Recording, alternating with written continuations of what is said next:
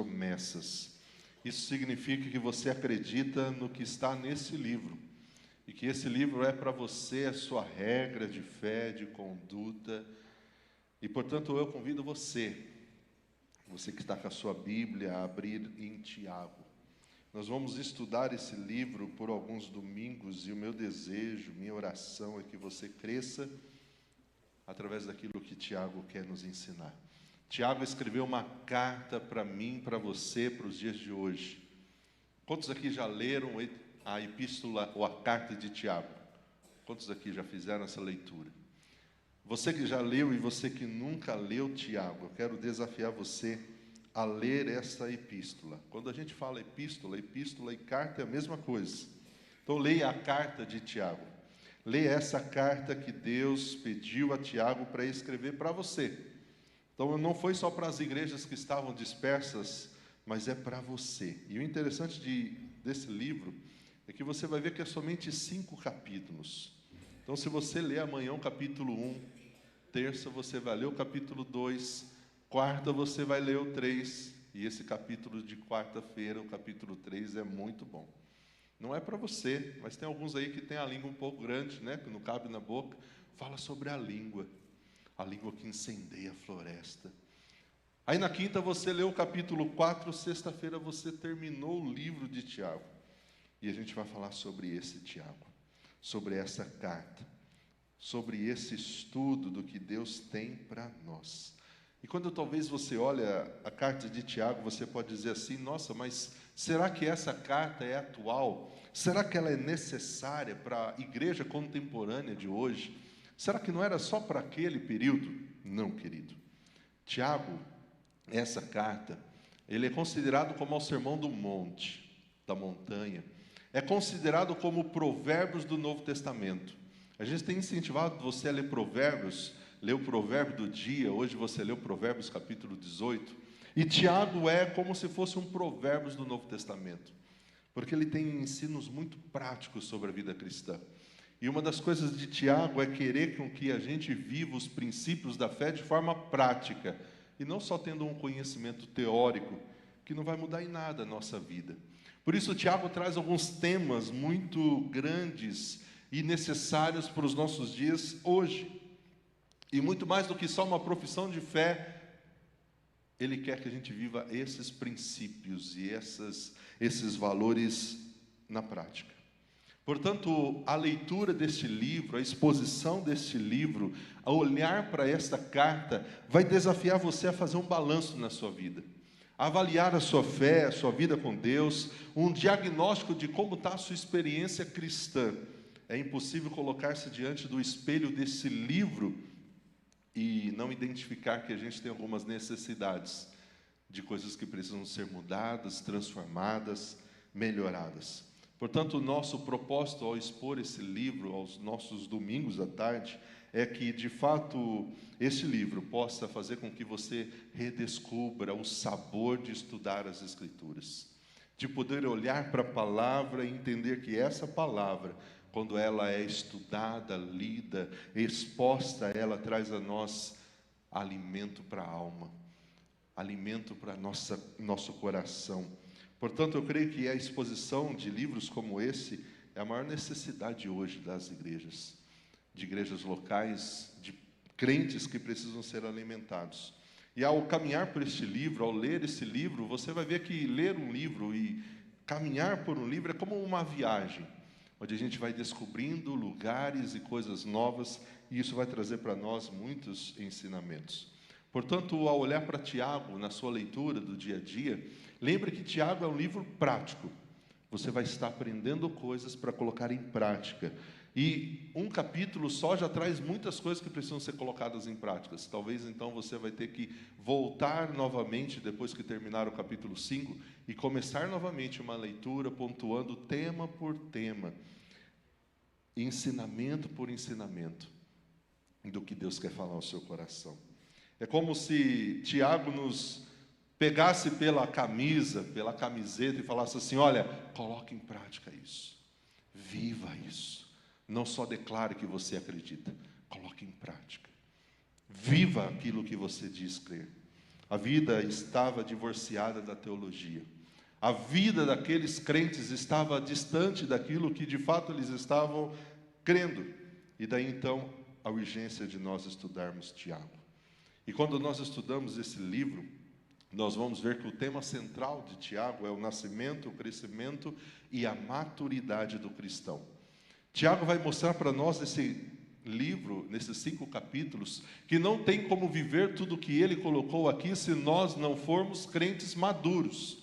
E que somente a imaturidade vai fazer com que a gente não saiba usar a nossa boca, não saiba viver as provações, não saiba vivenciar as perseguições. Então ele vai falar que além das provas, a paciência faz com que a gente gere lá na frente a coroa da vitória. E Tiago fala então sobre o nascimento, o novo nascimento e algumas coisas. E se a gente pudesse então fazer um resumo de cada capítulo, de cada trecho, cada escritor teológico tem uma divisão. Eu trouxe uma que faz com que a gente entenda de uma forma bem mais prática tudo o que tem no livro de Tiago. Então a primeira parte seria o da tentação como prova da fé. Vai do versículo 1 até o versículo 21 do capítulo 1 de Tiago. Você vai ver ele apresentando sobre a provação e a tentação como prova da fé. A parte 2 é as obras como evidência da verdadeira fé.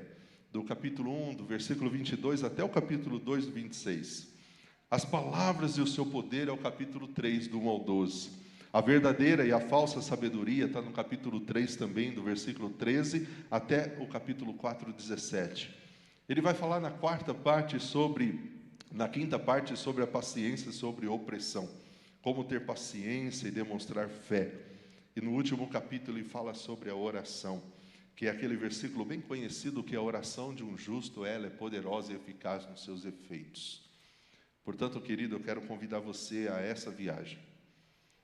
A viagem na carta de Tiago. E eu quero desafiar você mesmo que você já esteja lendo Provérbios, leia agora Tiago. Amanhã você começa no capítulo 1. Se você quiser começar hoje, você vai terminar um dia antes. Mas por que Tiago escreve essa carta? Tiago queria resolver alguns problemas. Primeiro, aquelas pessoas a quem receberam essa carta, eles estavam passando por duras provações. Eles estavam sendo tentados a pecar, a deixar Deus de lado. Alguns crentes estavam sendo humilhados pelos ricos, alguns estavam até sendo roubados por esses ricos. Alguns membros da igreja estavam buscando posição de liderança e não queriam posição da liderança para servir, mas para pisar em cima de quem estava abaixo deles. Alguns estavam falhando em viver o que pregavam uma coisa, mas viviam outra. Outros crentes estavam vivendo de uma forma mundana. A forma do mundo estava fazendo com que eles vivessem uma vida longe daquilo que Deus estabeleceu.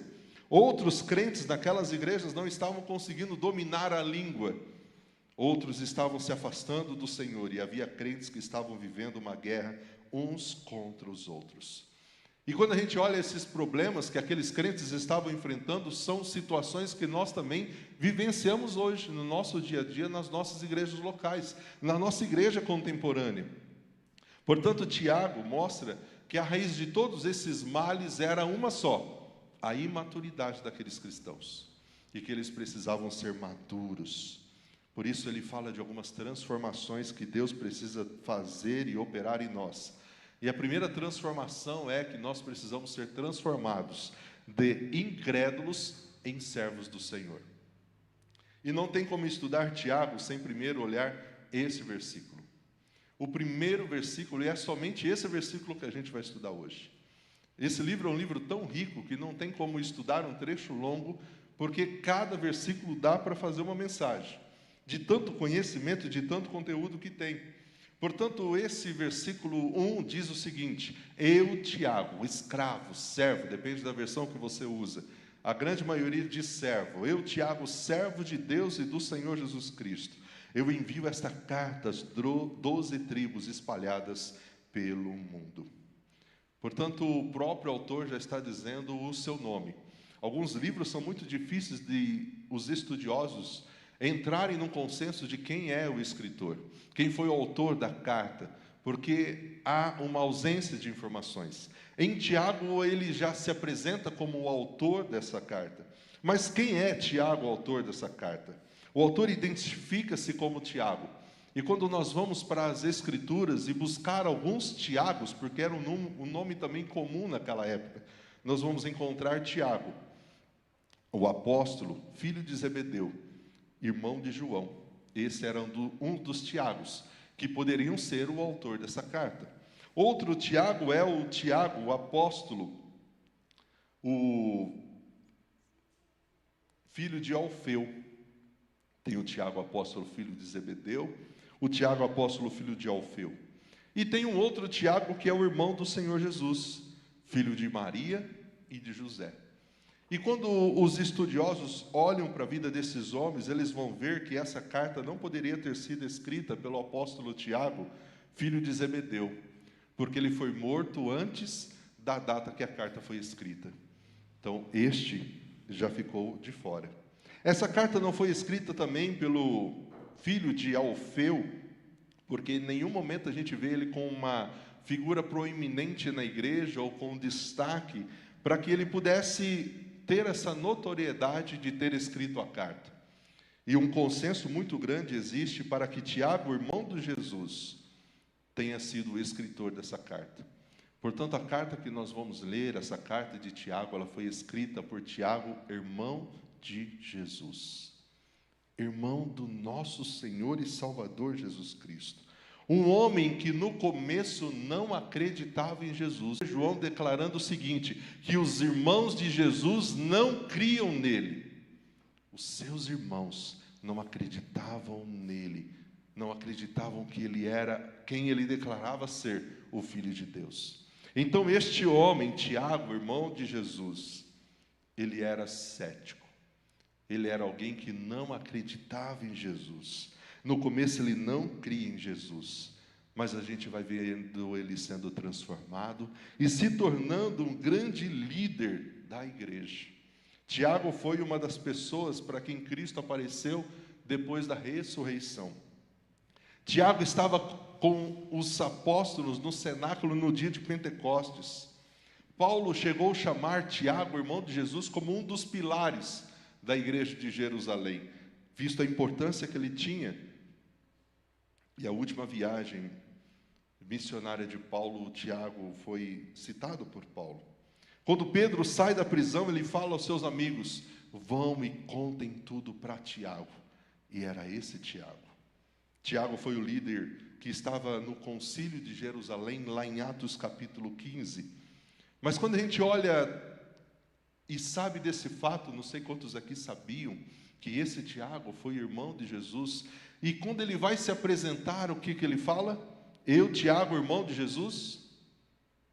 Eu, Tiago, servo de Deus e do Senhor Jesus. E aqui a gente vê a qualidade desse homem. O homem que poderia se apresentar como, ei, vocês sabem com quem vocês estão falando? Não tem isso hoje? Você sabe com quem você está falando? Você sabe filho de quem eu sou? Você sabe o sobrenome que eu tenho? Tiago podia ter usado tudo isso. Ele simplesmente se apresenta, eu sou Tiago, somente servo de Deus e do Senhor Jesus Cristo. Ele não usa aquilo que ele tinha vivenciado com Cristo e aquilo que ele tinha como um triunfo, uma oportunidade de pisar nas pessoas. A história mostra que esse Tiago, ele foi apedrejado em 62 pelo Sinédrio. Embora amado pelo povo, ele era odiado pela aristocracia sacerdotal que governava aquela cidade. Portanto, o sumo sacerdote daquela época pediu para que este homem, Tiago, fosse morto, condenado, apedrejado. Mas de incrédulo, ele se torna crente. De crente, ele se torna líder da igreja. E de líder da igreja, ele se considera somente servo de Deus e do Senhor Jesus.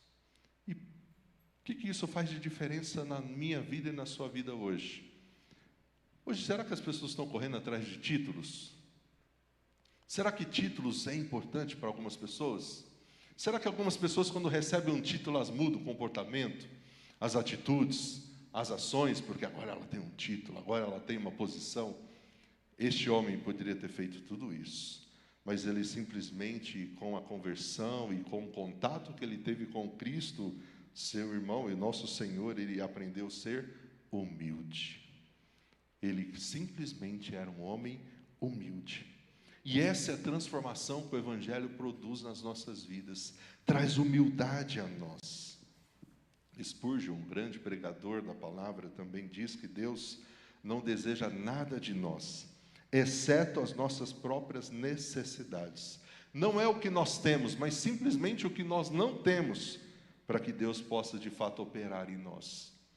Então o que Deus deseja é que nós reconheçamos diante dEle que nós não somos nada, e que nós simplesmente dependemos dEle. E é isso que nós vemos na vida deste homem. Um homem que se considera simplesmente um servo. Interessante que, olhando a palavra assim, a gente entende algo. Mas quando a gente vai para a língua original, que é o grego, no grego essa palavra escravo, servo, doulos, refere-se a uma posição de obediência completa. O que Tiago está dizendo é: a minha vida, ela não é mais minha, ela é do meu Senhor, e eu estou completamente submisso à vontade e obediência do meu Senhor. Eu não faço nada mais por mim mesmo, agora Ele que dirige, Ele que controla a minha vida. Esse doulos, escravo, servo, se refere à humildade absoluta, à lealdade inabalável. Eu vou obedecer a Ele, eu vou ser humilde. Eu reconheço que eu estou simplesmente à disposição do Senhor. Eu sou servo, escravo. Imagina hoje você poder se apresentar sabendo que você era irmão de Jesus. Como seria que você se apresentasse? Assim? Olha, igrejas, eu não sou ninguém, só servo de Deus e de Jesus.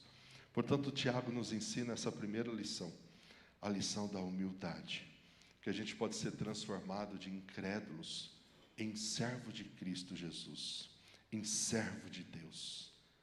Mas ele fala de uma outra coisa. Nesse versículo 1, ele continua mostrando que a gente pode ser transformado em um povo especial. Mas não é porque agora a gente é um povo especial que a gente está isento de aflições, de provações e de lutas. Quando Tiago escreve essa carta, ele diz o seguinte: eu, Tiago, servo de Deus e do Senhor Jesus Cristo, eu envio essa carta, eu encaminho essa carta às 12 tribos que estão espalhadas pelo mundo.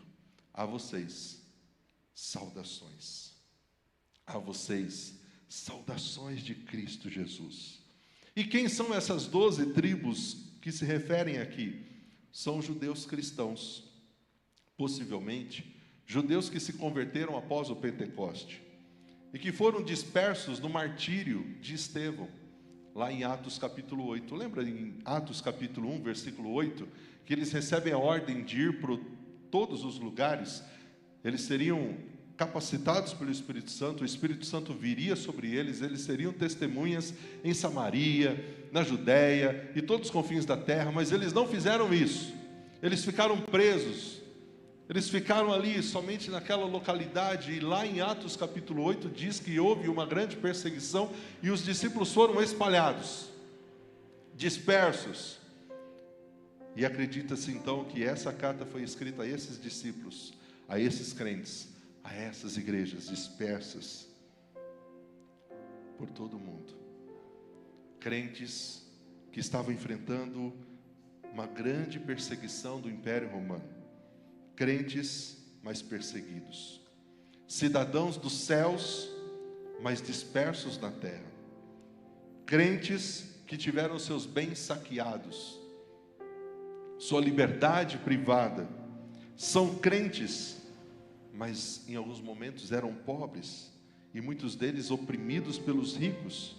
Crentes, mas que estiveram enfermos, porque lá em Tiago 5 fala dos crentes que estavam enfermos.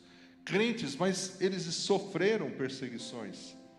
E o que Tiago está dizendo aqui, aquelas igrejas, é: Não é porque você é um povo especial, não é porque você foi escolhido, não é porque nós um dia fomos resgatados por Cristo, que nós não vamos passar situações difíceis. A vida cristã não é uma estufa espiritual, uma colônia de férias, um lugar onde nós estaremos isentos de dificuldades.